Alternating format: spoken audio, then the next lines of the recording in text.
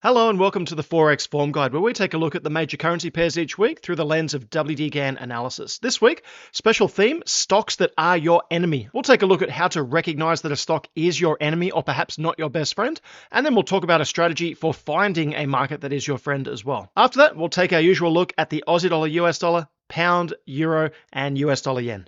If you're new to the channel, welcome. This is a channel dedicated to the works and teachings of the great WD Gann, and there are some videos at the top of the screen there to help you get started with your Gann trading as quickly as possible. And if you do find value in the video, I'd really appreciate it if you could just click the like button, maybe leave a comment, and subscribe if you haven't already done so. Statistics show that people who do click like on YouTube videos and leave comments do take better trades and are generally better looking, although not in every case. Oh dear, getting desperate for likes now. Anyway, moving on, stocks that are your enemies. This is taken from Gann's first book, Truth of the Stock Tape. It's on page 75. I remember reading this and not really thinking much about it, but it was on a second or third read through of Truth of the Stock Tape that I realized I'd actually had an experience about this. I'll tell you about that in just a minute, but let's read it out first. Stocks that are your enemies. Gann says, any trader who has followed the market for 10 years or more and has been an active trader, if he will carefully analyze his trading, will find that there were certain stocks which he was never able to make any profits in. He always seems to get in too soon or too late. No matter if he sold them short or bought them, he always ended up with a loss, while other stocks always seems to favor him, so much so that he would call them his pets. Now, there must be some cause for this, as nothing just happens. Everything is the result of a cause. When you find that a stock does not seem to work well for you, leave it alone. Quit trading in it and stick to the ones that favor you. I could explain to you the cause for this, but it is not necessary, and many of you would not believe it. This could be a very big thing for your trading. Gann gives you some of the best advice, and I've never really heard anyone else say this. When you find that a stock does not seem to work well for you, leave it alone. That's really, really, really good advice. It took me about 7 or 8 trades on gold futures back in the day before I realized, you know what, I don't think this market really likes me. And that's why it's important to keep good records so that you can go over them and have a look. What's going on with my trading? Oh, it's this one market I keep losing in. Just cut it out and move on to something else.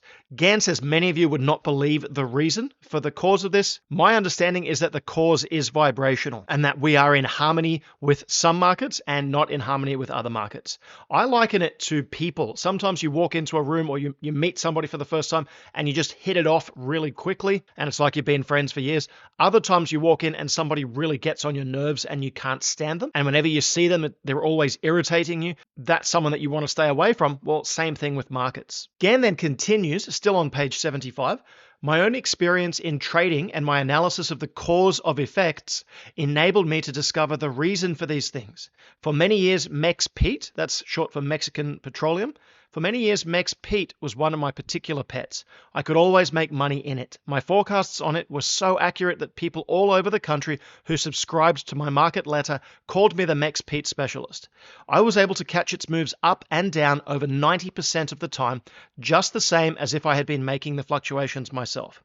Many other stocks work just as well as this for me, while others do not favor me, and I have never made any money out of them. It makes no difference whether you know or do not know the reason why a thing works or does not work. Just as soon as experience teaches you that there is something that works against you, the only thing to do is quit. So a couple of things here. When Gann talks about Mex Pete being one of his favorites and he was so accurate on it as if he was making the market by himself. I had an experience like that many, many years ago in a stock called Foster's, FGL, traded on the Australian Stock Exchange. And apologies for those of you who have heard this story many times. But for those who don't know, I ripped up my first trading account. It was a $30,000 trading account. So obviously not much fun. That was more money than I made in a year at that time. It had taken me a while to accumulate that. So not a fun thing. I went back to work, saved some money up, built up a $5,000 fund to trade with, and then very quickly ran that down to $2,000. Now, many of you will see the problem straight away. I was over trading without stop losses, and it was just, I was trading like an idiot. Let's be brutally honest. But I sat back and I said, okay, I can't keep going back to work and saving all this money. I'm going to die before I make trading profits because it's just so easy to give money back to the market. So I drew up a little plan of what I thought would work for me in the markets. I took a step back, I waited for the right setup, and I found it on a market, and that market happened to be Foster's. I don't remember how I found it, but I found a trade, I took it, I made money. Over the next 6 weeks on Foster's, I remember I was waiting for a move on the SPY 200 at the time, and so I was just trading other markets waiting for that. Anyway, long story short, I took my $2,000 account up to almost $50,000 in just 6 weeks. And almost all of the trades that I took there were on Foster's, and I don't remember having a single losing trade on there. All I was using, this was before time cycles, before the law of vibration, before anything like that. All I was using were the swing ranges in the market, which I had learnt from Safety in the Market, the ranges resistance cards, and Gann angles. That's it. 3 things I was using, and I was basically calling all the tops and bottoms. And it was by feel. I was looking at it. You know, when you put a ranges resistance card on and there's a few places the market can hit, I knew where it was going every time. And I was working full time back then, and this was back in the day before smartphones. I think smartphones might have just been invented, but I didn't have one because I was a bit behind on technology. But I used to work about 15 minutes from where I lived, and I had an hour for lunch. So I would bolt to my car, fang it home in my lunch break, and I'd get about half an hour of trading done where I'd open up the markets and have a look. So I was just looking at Foster's, and I had my lunch at different times. I had a boss who I think enjoyed giving people lunch at random times. So I could go at like 10:45 for lunch or sometimes at 2:30, but whatever time I went home, I was getting there near the beginning or end of swings, and I was just nailing turns left, right, and center on Foster's. And as I said, 6 weeks is not a long time in the markets. That's 30 trading days, and some of those swings go for 2, 3, 4 days, but I was just nailing turns, and I made so much money so quickly. Wouldn't you believe it? Silly me. I went back to trading other markets. I said, okay, Foster's, I wasn't planning to be a stock trader. I wanted to be an FX trader, so I left Foster's alone, went back to trading other things. And I still made money, but trading got harder. It wasn't until years later that I reread this section and I realized, hang on a minute, Foster's was my friend. So I went racing back to the charts and I opened up a chart of Foster's and there was a big gap on there. And it turns out Foster's had been delisted. I think it was merged or acquired, or it was gone.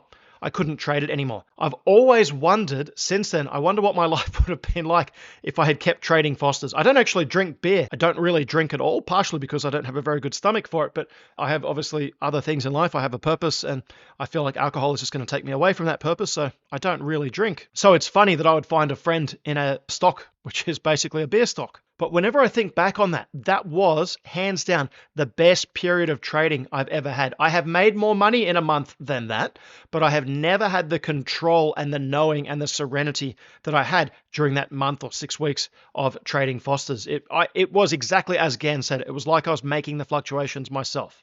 Ever since then, I have never found or experienced a market like that. Now, I've only traded a handful of markets since then because in Gann trading, you tend to pick a few markets and because there's a lot of techniques to learn, you focus on those few. You become a specialist in those markets, as Gann said there, and you learn how they work, and that's how you make your money from trading.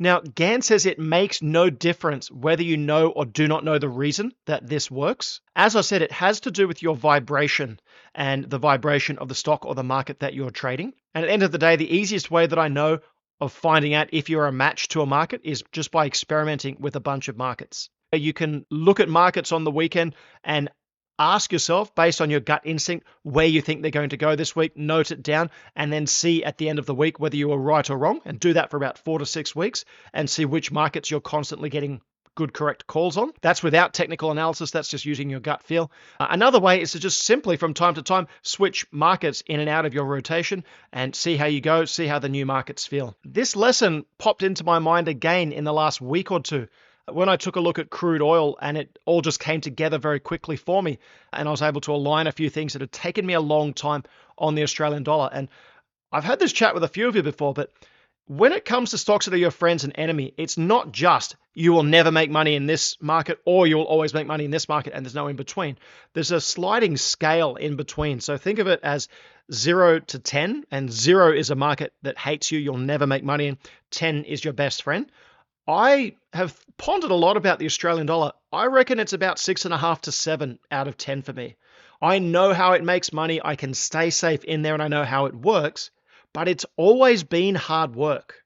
And even when my forecasting, both in time and price, has gotten more accurate over the years, it's never gotten anywhere near the ease and flow that I experienced when I was trading Fosters. So at some point, I will experiment in a range of markets and see if I can find another Fosters. In the Gann field, they call it your ATM, your cash machine, where you just go out and you take cash from the market every day. But when I did crude oil recently, it reminded me the very first time I did a forecast on crude oil, and it was a crude forecast. Sorry, I actually wasn't trying to make a pun there. That was true. It was a basic forecast, but it was spot on.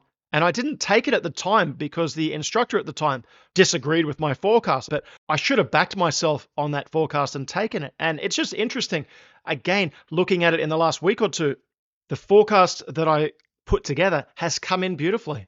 And not only that, it was pretty clear to me to see. Now, I'm not saying this is my new Fosters, but it's given me food for thought in that I will have to start testing more of these. And I would encourage you to do the same thing as well. Maybe each month, pick a few markets and follow them for the month and see if you like them more than your own market. Now, every market is going to have difficult periods, but in the long run, if you find it easier and if you're more profitable in there, it's just going to make your trading life easier. By the way, here's the oil forecast.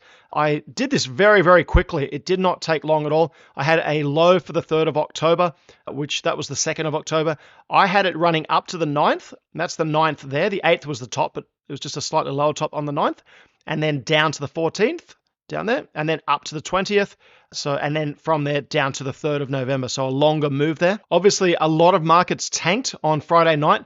Donald Trump apparently put a 100% tariff on China and the markets collapsed.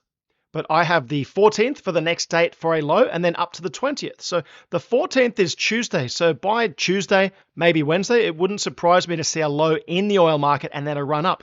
Now, it depends how far this goes up. But if we get stuck around the 20th of October on oil, around these lows or even these lows up here, the old bottoms up there, we could be in a position for a really good fall on oil for those 2 weeks or so to the downside there because we were going sideways. That's old support. We've broken through. If it struggles back up to the 20th of October underneath that old support, which will now be new resistance, that could be a really nice trade there. So that's what I'm watching. I'm just including you on my journey of self-discovery of new markets. Find my Fosters. Should run a program, Find My Fosters. I actually like that name. I have to run a program of that one day. Find My Fosters. Anyway, there you go. So that's all I wanted to say on stocks that are your friend or enemy. Have a look back over your records. You'll be surprised sometimes because if you're trading a lot of markets, you might not always realize it, but have a look and see which markets are more profitable for you than others, and then see if you can expand that out a little bit as well. I have friends in the Gann field who have their one market and it is their ATM and they never get it wrong, but they have tried with their skill to do that on other markets and not been able to do it. So again, that backs up my experience with Fosters and it backs up my belief that if a trader with all of that skill can make a lot of money in one market but not in another market, A, there must be something to Gann's lesson, and B, why wouldn't you just trade the market that makes you money? All right, we'll leave it there. Before we get into the FX markets, quick disclaimer, this video is for educational and informational purposes only and should not be considered financial investment or trading advice. Bottom line there, do your own research, not financial advice, trade responsibly. So looking at the Australian dollar, this is the chart from last week. And you might remember I was looking at this level around 65, 61. I thought we'd have a bit of a pullback and then run up from there. What actually happened was we made a low right on that level at 65.56, and I got long because of the price cluster there. There are a few things going on at that level. I bought at 65.60, had a stop 10 points away. You can see it here on the 4-hour chart. It's a bit clearer on the 1-hour chart there. It actually got in and then it hovered around that low for 2, 4, 6, 8, 9 hours and then shot off to the upside. Now, when it shot off to the upside, I put my stop at 65.60 and went to bed quite happy. That's all fine. We ran up the next day and I thought this is starting to look good. Tanked there and I thought this is not good. Rallied hard, and that gave us our little outside bar, or the top of the outside bar on Thursday, and then bang, it dropped like a stone. So no money lost on the trade. At that point, I realized that I had it wrong. I had the 26th of September to the 18th of October as a strong move in the market, and I was looking at the 26th September low there. It's the 24th or the 30th is the top that that's lined up with, and bang, down we've gone there. So I got my sharp move just in the opposite direction that I was expecting there. And that's what a sideways market can do to you. Number one, it makes it hard to see if an inversion has happened in your cycle and you've missed a pivot there. But number two, the other thing with the sideways market is it drains your energy and your concentration. And you start backing off a little bit, you're not as sharp and you can miss things like that when they happen. But anyway, the market ran down. Looking at this top here, I thought 65.75 would be a great place to get short. Market got up to 65.73, 2 points short, and then dropped 100 points very, very quickly there. Now, again, looking at this, I asked myself the question, is this the behavior or is this the results of a market that is my friend? I didn't lose any money there. And I nailed a perfect trade there, but the market didn't go up. And then the other trade that was near perfect, I just missed out by a point or two. And the market's run down there. But I just missed out by a couple of points there. And them's the breaks. So I definitely wouldn't say that the Australian dollar is my enemy, but it's not my ATM. And I've known that for a little while. I think I'd put so much work into it and into the September forecast for the crash that I was looking for. This is not the September crash that I was looking for, by the way. So I'm not thinking, I was late on this. Maybe it will be. We'll look back in a couple of weeks and go, this was the September crash I was looking for, but I don't think it is.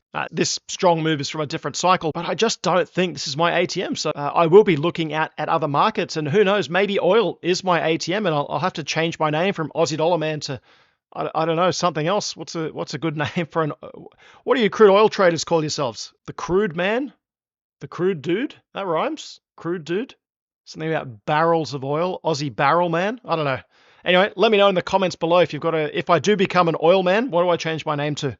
You guys are all wittier than me, so let's see what you got. Now, if I go back to that last slide, this slide, by the way, that's last week's slide. That's why the data looks wrong there. I put this on to show you that I was targeting that area just to talk about it so that we could then have a look at what happened during the week. But just on a bigger picture level, the 50% here at 64.27, we have sat on there twice before. We could potentially triple bottom on that. If we break through there, we're probably heading to 61 cents. And if we break through 61 cents, bang, I'd say we're going to 55 or below. Interesting times here. We're going to take a look at the British pound now.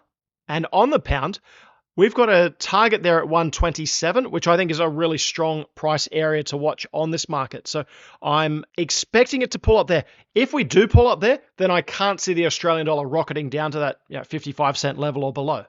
If the pound breaks through there, though, I'd say it's going to break that low, and it could be in for a very strong fall as well. But for the time being, I would expect the pound to fall back to that 127 level, put in a high bottom, and then resume its upside trend there. If it does stop on 62.5%, then it gets back above 50, then comes back to sit on 50%. That's often a good place to buy for a good strong move to the upside, but a bit's got to happen there first. Earlier in the week, we did actually make a higher bottom here on the daily chart, on this bar here with that outside bar, but since then it's been all down for the rest of the week there. And it was this bar here on Thursday where we closed below those big double bottoms there that told you that any thoughts of an up move that I was in two minds about here on the pound, but any thought of an up move was gone, and it's down for the time being on the pound. Just a question now of how far it goes. I'd expect a low in the not too distant future, either here or maybe just below that 37.5% milestone, and then a pullback, keeping in mind that this move here, that's a monthly swing down. You can see it over here on the monthly chart. That's our move here. That was occurring in 2 weekly swings there. We're now into our second monthly swing down there. It wouldn't surprise me to see a pullback at some point, and then when that next move down begins, we can try and lock onto one of these prices as a definite price forecast there. But I do like the pound at 127. And out of the three currencies, the Aussie, the pound, and the euro, which all follow a similar sort of a pattern, I'd say the pound is probably the most likely to hit that accurate target there. On the euro now, we've got a similar sort of pattern forming, but you can see the monthly top there on the euro was higher than the previous top there. So the euro does look stronger compared to the pound. So maybe it will only fall down to, say, the 50% milestone. And if that was the case, that would most likely be the strongest of the currencies if and when another move to the upside happens. Now, of course, they could all come crashing down. And looking at this over here, that was quite a large run up on the monthly chart. You'd probably expect this to run down at least into November. But we'll wait and see what happens with that and how these swings kick off, whether they build up some momentum to the downside or not. Last one there is the US dollar yen. And you can see this was last week's slide as well, just to show you where we were at on this market. And I have been talking about that 154 target for a couple of weeks, and you can see running that milestone or running that target up of $8.80 or 888 points, 880 being 10 times Mercury's orbit. But looking at that running up there, this is what happened this week. We gapped open on Monday morning, and it was up for Monday, Tuesday, Wednesday, Thursday very, very strongly. Had you taken that long trade on Friday, you'd now be about 600 points up in the trade. Plus, you'd be getting some nice, healthy carry trade interest on this market. Carry trade is where you hold a currency with a high interest rate and you sell a currency like the yen with a lower interest rate, and you bank the difference there on your daily financing charges. But that's run up. It's following these milestones quite nicely. Isn't it funny? We ran this on, and the market, ever since running this on here, we ran up to the halfway point. Remember, tops and bottoms become halfway points. To me, that's a pretty good target, that 154 target there. We ran down to the 87.5% target there. Ran up to 12.5 there, stopping right on that level. So watch these levels, maybe comes back to sit on 50%, and then one more run up there. But 154 is a nice target to watch there. What I'm doing here on the US dollar yen, that's Gann's form reading lesson. And as I said, I did a video on that in my Gann's Gold series on form reading, so you might like to check that out if form reading is not your strong suit. And if you want a really good crash course in form reading and in things like price forecasting, the Safety in the Market Active Trader Program online training is something that I would highly recommend that you check out at some point. That is the basis of my swing trading and form reading and price forecasting, that Active Trader Program there. I was a student there. I was a teacher there. They are my friends. I'm not affiliated with them anymore. I don't get a kickback for recommending them, but I do think that that is a really, really valuable course, and it will bring you up to speed in your form reading very, very quickly. All right, that's all for this video. Again, if you found some value, I'd really appreciate it if you could click on the like button and leave a comment, reply to someone else's comment, like someone else's comment. Just show the YouTube algorithm that the video is actually worth interacting with. The algorithm is then more likely to push this video out to more people and to a fresh audience. All right, that's it for this week. Thanks for watching the Forex Form Guide. I appreciate your support of the channel. Have a fantastic week, and I will see you here next Sunday at 7 p.m. Sydney time. And we'll see how that oil forecast came in and whether I need to change my name or not. Thanks, everyone. All the best. Have a great week, and bye for now.